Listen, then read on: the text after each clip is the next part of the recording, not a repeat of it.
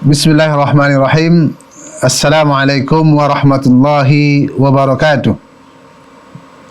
Alhamdulillah, wassalatu wassalamu ala Rasulillah wa ala alihi wa ashabihi wa man walah.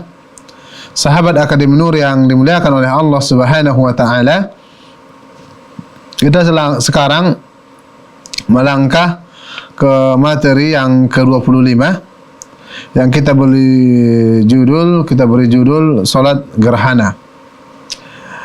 Tapi sebelumnya, sahabat Akademi Nur yang dimuliakan oleh Allah Subhanahu wa taala, sebelumnya ada kekeliruan dari saya tentang salat duha. Saya menyampaikan bahwasanya para ulama yang membatasi 8 rakaat, mereka tidak memiliki dalil yang sahih. Itu adalah salah.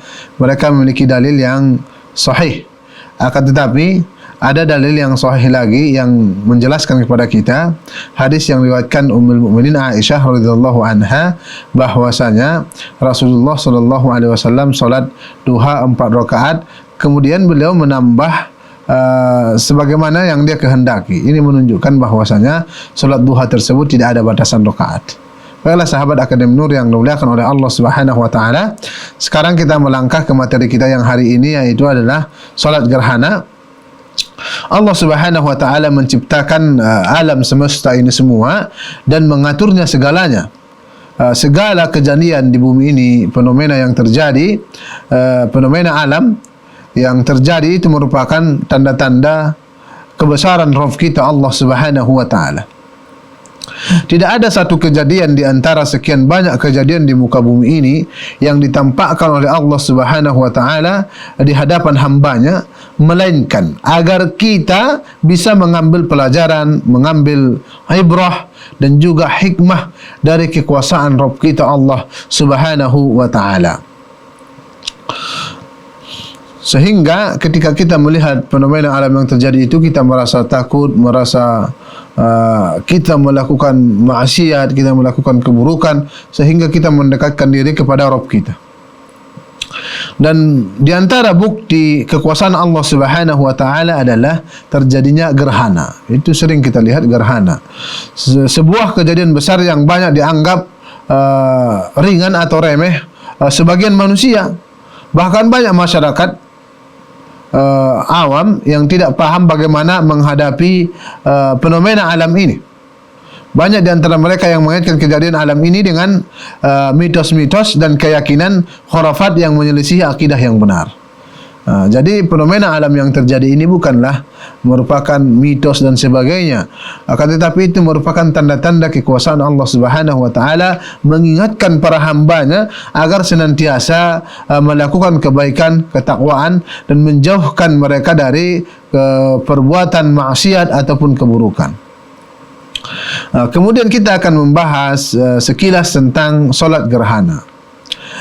Gerhana adalah kondisi alam yang tidak biasa, yaitu hilangnya sinar matahari atau hilangnya cahaya bulan. Karena memang yang disyariatkan kepada kita dua ini. Kalau tidak gerhana bulan, gerhana matahari, maka ada syariatnya bagi kita untuk melakukan solat gerhana tadi. Baik sebagiannya hilang, maksudnya gerhananya sebagian, atau seluruhnya. Kadang kita lihat sebagian yang hilang dari cahaya matahari atau cahaya bulan tersebut, ataupun bahkan seluruhnya. Sehingga adanya perubahan sinar maupun cahaya yang mengarah ke warna hitam atau gelap.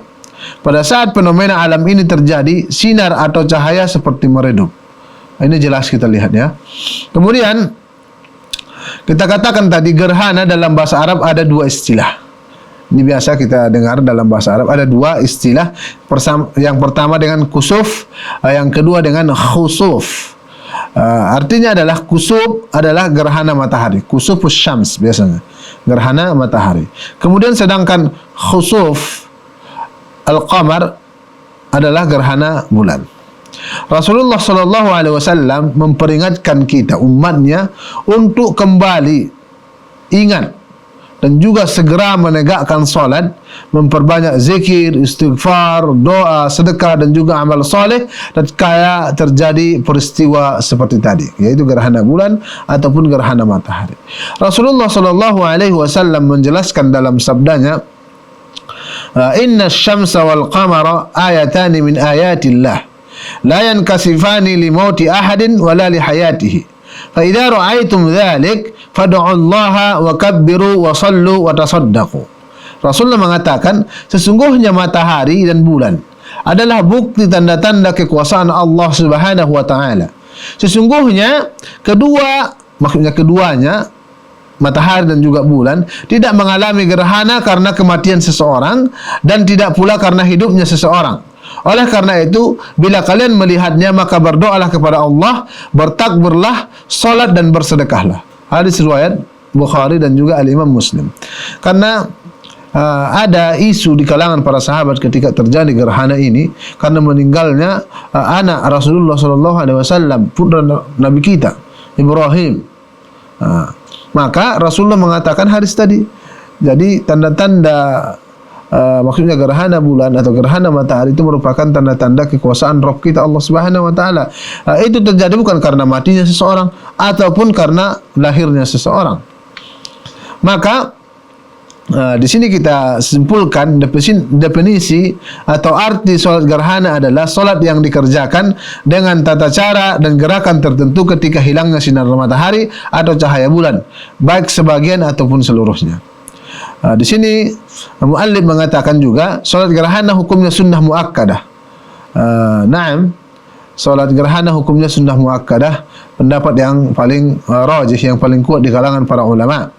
Waktu pelaksanaan solat gerhana yaitu mulai ketika gerhana muncul sampai gerhana tersebut hilang. Jadi umpamanya gerhana tersebut terjadi pada gerhana bulan, contohnya terjadi pada jam 9 malam umpamanya mulainya. Jadi mulai jam 9 itu kita sudah disyariatkan untuk solat. Kemudian mungkin habisnya jam 11 malam umpamanya, atau lebih sedikit dari itu. Jadi waktu melaksanakannya adalah dari jam 9 sebelum habis atau sebelum selesai gerhana tadi. Kalau sudah selesai gerhana, jika cahayanya sudah kembali pulih, maksudnya seperti biasa, maka tidak disyariatkan lagi kita untuk melakukan atau melaksanakan solat gerhana tadi. Kemudian kita akan membicarakan atau menjelaskan tentang tata cara solat gerhana. Tata cara solat gerhana yang pertama kita adalah takbiratul ihram, sebagaimana solat biasanya Allahu Akbar, kemudian membaca doa iftitah terserah. Doa iftitah sangatlah banyak, atau Allahumma ba'id baini dan sampai habis, atau Allahu Akbar kabira, atau wajjahtu wajhiyya, sangatlah banyak. Kemudian setelah itu kita membaca ta'awudz, a'udzubillahi minasyaitonirrajim, kemudian membaca bismillahirrahmanirrahim, kemudian membaca surah Al-Fatihah, dilanjutkan dengan membaca surah yang panjang. Surah yang panjang ini rakaat pertama ya. Kemudian setelah itu kita rukuk dengan memanjangkan rukuk kita, rukuknya panjang.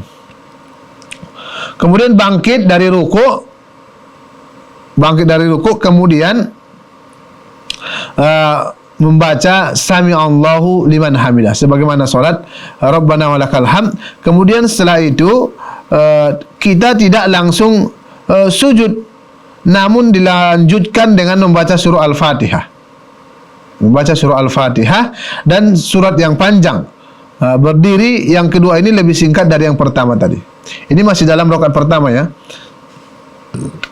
Tadi takbiratul ihram, kemudian baca doa iftitah, ta'awudz, a'udzubillahi minasyaitonirrajim, bismillahirrahmanirrahim, kemudian Al-Fatihah, kemudian baca surah yang panjang, kemudian rukuk yang panjang, Allahu Akbar, kemudian bangkit dari rukuk, i'tidal, sami'allahu liman hamidah, kemudian kita membaca lagi bismillahirrahmanirrahim, Al-Fatihah. Setelah itu membaca surah lagi yang panjang, akan tapi lebih pendek dari yang sebelumnya. Setelah itu kita kemudian rukuk, memanjangkan rukuk tapi lebih pendek daripada yang sebelumnya. Kemudian kita bangkit dari rukuk, i'tidal, sami'allahu liman hamidah, kemudian berhenti agak lama ya, tapi tidak membaca Al-Fatihah lagi, berhenti agak lama. Kemudian melakukan 2 kali sujud sebagaimana solat. Setelah i'tidal lagi sujud, duduk di antara 2 sujud, kemudian sujud lagi. Di dalam sujud itu kita perbanyak doa, dipanjangkan ya. kemudian kita bangkit dari sujud, lalu kemudian mengerjakan rakaat yang kedua sebagaimana yang sebelumnya. Rakaat pertama tadi kita lakukan 2 kali membaca Al-Fatihah. Begitu juga dalam rakaat yang kedua. Setelah itu tentunya dalam rakaat yang kedua ini kita lebih pendek bacaannya dibanding rakaat yang pertama tadi. Kemudian kita lakukan sebagaimana biasanya solat sampai salam. Kemudian kita di akhir tasyahud, kemudian salam, dan setelah itu selesailah solat gerhana kita. Jadi intinya adalah solat gerhana itu 2 kali, maksudnya 4 kali rukuk, 4 kali sujud, untuk memudahkan kita untuk menghafalnya. Baiklah sahabat Akademi Nur yang dimuliakan oleh Allah Subhanahu wa taala, di sini akan kita berikan contoh umpamanya kapan kita menerapkan solat gerhana ini.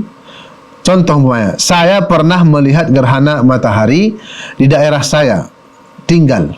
Pada saat itu sinar atau cahaya seperti meredup dan agak gelap. Kaum muslimin yang menyaksikan pada saat itu bersegera melaksanakan solat gerhana di masjid, dan saya pun ikut melaksanakannya. Ini mudah ya pelaksanaannya. Ketika kita melihat gerhana bulan atau gerhana matahari, maka disunnahkan mengucapkan bagi kita atau mengajak sahabat-sahabat kita, keluarga kita untuk melaksanakan solat gerhana ini. Karena itu merupakan peringatan dari Rabb kita, dari Allah Subhanahu wa taala, agar kita senantiasa melakukan kebaikan, melakukan ketaatan. Terjadinya gerhana bulan atau gerhana matahari bukanlah karena matinya seseorang atau hidupnya seseorang, atau karena mitos-mitos yang dipercayai orang, tidak. Akan tetapi itu merupakan peringatan bagi kita dari Rabb kita, dari Allah Subhanahu wa taala, dan ini merupakan rahmat dari Allah. Allah Subhanahu wa taala tidak mengajab kita, menyiksa kita langsung ketika kita melakukan dosa, melakukan maksiat. Akan tetapi Allah berikan tanda-tanda kekuasaannya sebagai bahan atau sarana untuk mengingatkan kita agar senantiasa melakukan kebaikan, ketakwaan, dan tentunya mentauhidkan Allah Subhanahu wa taala. Baiklah sahabat Akademi Nur yang dimuliakan oleh Allah Subhanahu wa taala, di sini ada beberapa catatan. Yang pertama adalah jika di satu daerah tidak tampak gerhana, maksudnya tidak nampak gerhana, maka tidak ada anjuran untuk melaksanakan solat gerhana. Karena solat gerhana dianjurkan pelaksanaannya bagi siapa saja yang melihatnya.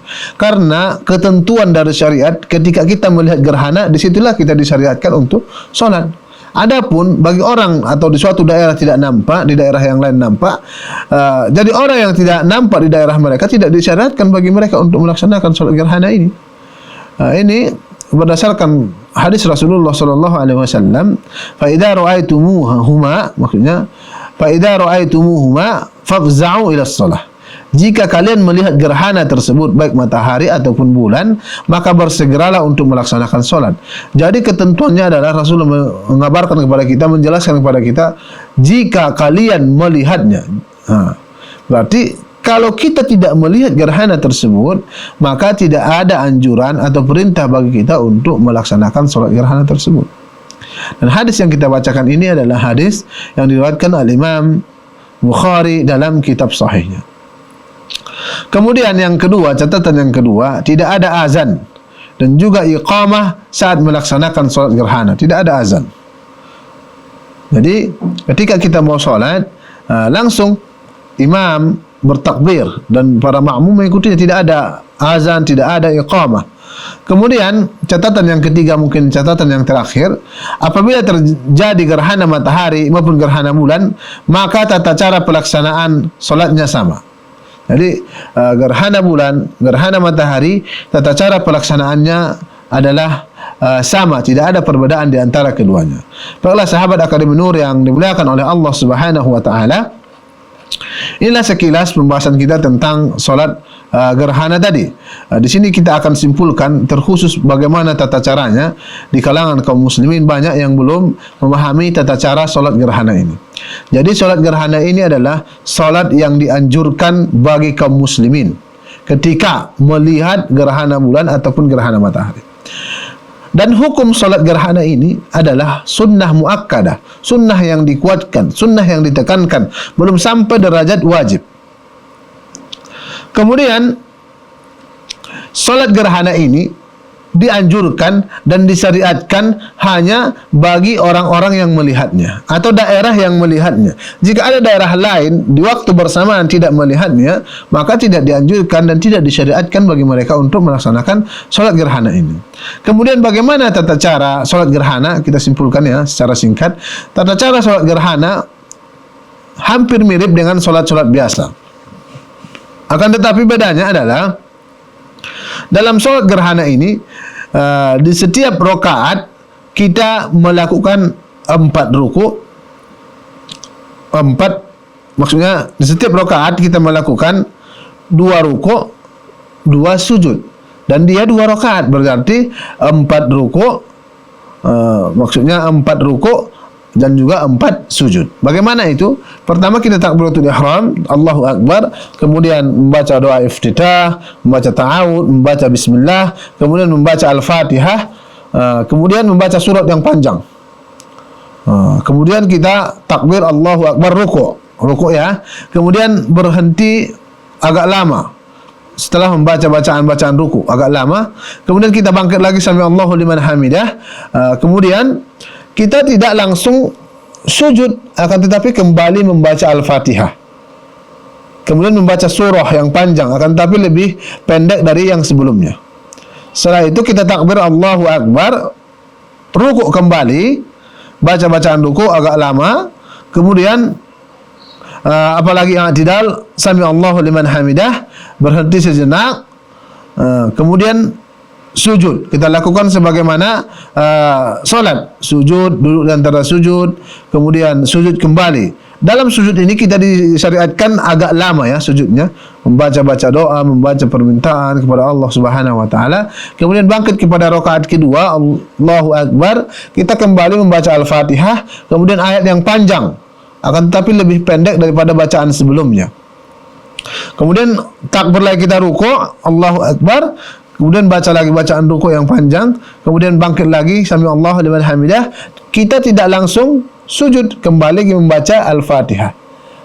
Al-Fatihah, kemudian ayat, tapi ayat ini lebih pendek daripada bacaan yang sebelumnya. Kemudian kita bangkit lagi, Allahu Akbar, kita rukuk kembali, kemudian membaca agak lama, kemudian bangkit lagi sami Allahu liman hamidah, kemudian berdiri agak lama tapi lebih pendek daripada berdiri i'tidal sebelumnya, kemudian kita sujud, baca bacaannya agak panjang, kemudian bangkit lagi, duduk di antara 2 sujud, kemudian sujud kembali, baca bacaan yang panjang dan juga doa-doa kepada Allah Subhanahu wa taala, bacaan-bacaan rukuk, kemudian bangkit yaitu tasyahud al-awwal, baca tasyahud sampai selesai, kemudian kita berdoa juga di akhir, kemudian kita bersalam. Dengan ini alhamdulillah kita telah menyelesaikan bagaimana tata cara melakukan salat gerhana. Baiklah sahabat Akademi Nur yang dimuliakan oleh Allah Subhanahu wa taala, ini yang dapat kita sampaikan pada pertemuan kali ini. Kita berdoa kepada Allah Subhanahu wa taala agar menjadikan pertemuan kita ini pertemuan yang diberkahi dan perpisahan kita adalah perpisahan yang terlepas dari dosa. Kita berdoa kepada Allah Subhanahu wa taala, Allahumma anfa'na bima 'allamtana wa 'allimna ma yanfa'una. Allahumma aslih sya'nana kullah wa la takilna ila anfusina tarfata 'ain. Aqulu qawli hadha wa astaghfirullah li wa lakum wa lisairil muslimin fastaghfiruhu innahu huwal ghafurur rahim. Assalamu alaikum warahmatullahi wabarakatuh.